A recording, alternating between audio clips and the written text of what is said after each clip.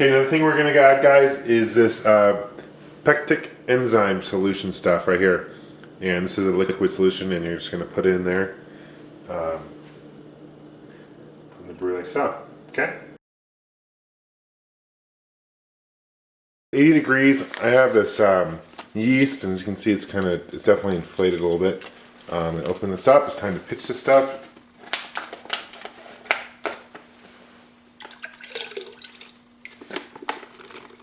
Make sure it's all in there. You kind of use the thermometer to stir it around.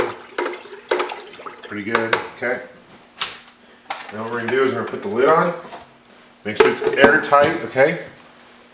And then we have this thing right here. And this is, you know, like a airlock thing where it has got water so air can come out, but it can't come in. And this can just go right here. And again, you make sure this is airtight. And there you go, you got the airlock up there. It's going to let air out, but it's not going to let it in because you got the water there blocking it. So it's a water lock. And you wait a week, around 7 days for it to ferment, and then we'll get on to the next step. So here's the process of it fermenting. It takes about 7 days, and you'll know when it's done when it stops bubbling and the water levels actually level out. So they should be level, so there's no pressure. Make sure again this is airtight when it's going through fermentation. Okay, guys, it's been about a week and a half. This is done fermenting. It is, as you can see, the water levels have leveled out off. There's no more pressure coming out from this gallon bucket here. And also what we're going to need for the next step is we're going to need a bag of this dextrose, which is going to act as a primer. And what this is going to do is going to help carbonate. It's going to work with the remaining yeast and help naturally carbonate the beer. You know, flat beer is never a good thing. You're also going to need this little tube here. I'm going to explain why you need to use this in a minute. You need a tube, okay? You also need some bottle caps and 52 bottles of beer. Usually 5 gallons will make about a little over 50 bottles. You can buy these bottles at your local brewery store as well as the caps. It's always important to clean and sanitize the bottles before you put any beer into it. Just like everything in the process of brewing beer, you make sure everything's clean. If it's contaminated, it's going to definitely skunk the flavor of the beer. Also, you're going to need this bucket here. What we're going to do is we're going to use a tube, and we're going to siphon this beer that's in here into this bucket right here. And then we're gonna attach a tube, and we're gonna fill the bottles up. So let's go and do that. We're gonna open this bad boy up. I took off the filter here. This thing is airtight, and I kind of loosened up beforehand, but gotta make sure this comes off. And let's take a look at what we got inside. I wish you guys could smell it because it does smell like kind of a pumpkin ale, which is definitely what we're shooting for. What we're gonna do is we're gonna take 3/4 cups of that dextrose primer I was talking about, and we're gonna add a little bit of water and put it in the microwave for about 2 minutes. That way it's going to become a liquid form, and what we're going to do is we're going to pitch it into the batch right before we bottle it. So what we need to do, and this is a piece I didn't show you earlier, I don't know necessarily what you call this thing, but what we're going to do is we're going to siphon it. So what we need in order to siphon is, here's the 5 gallon batch right here, and we're going to take a little bit of water here and fill this hose with some water, okay?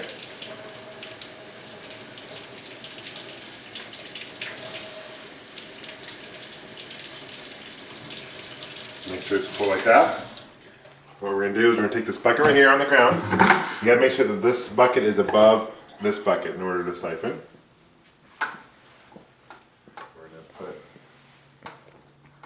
We're going to start letting the water go from here, okay? And this is where the magic starts.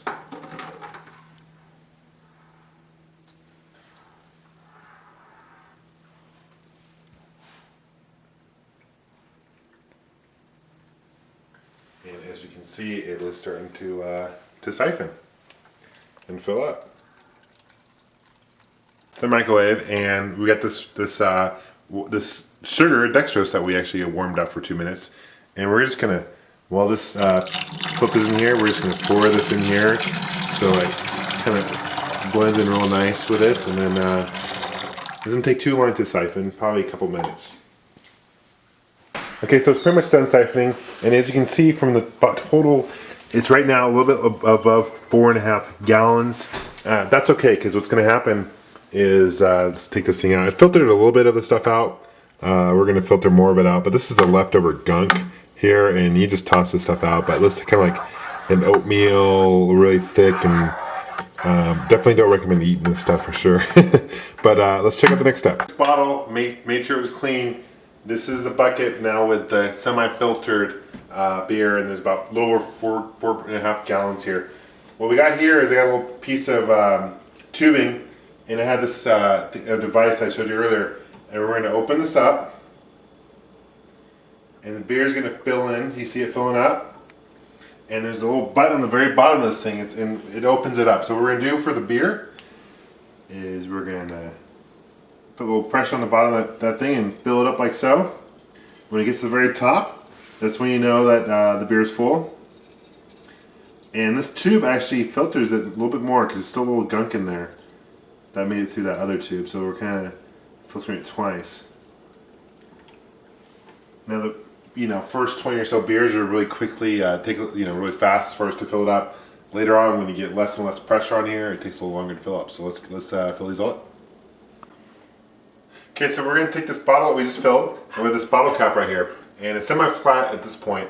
What we're going to do is we're going to put it on like so, and we have this bottle capper thing, and we're going to put it on top. Apply pressures to both sides.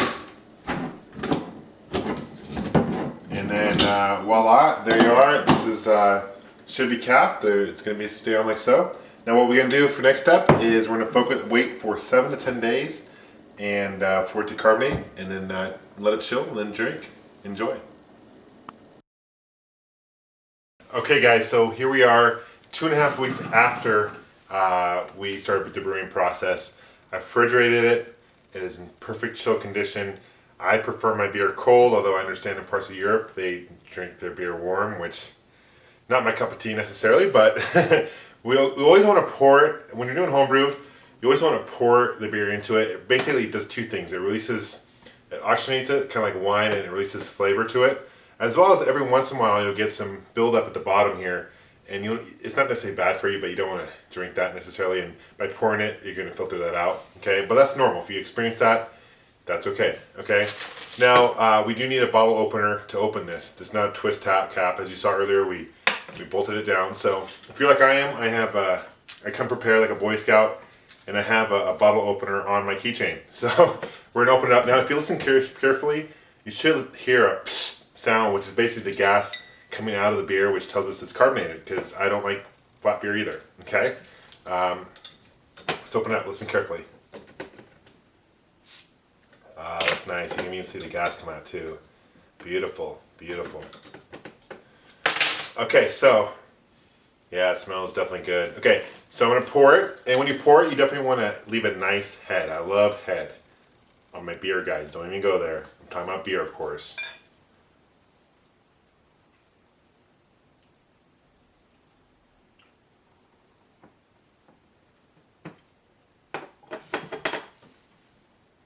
That's beautiful. Okay, and let's try it out.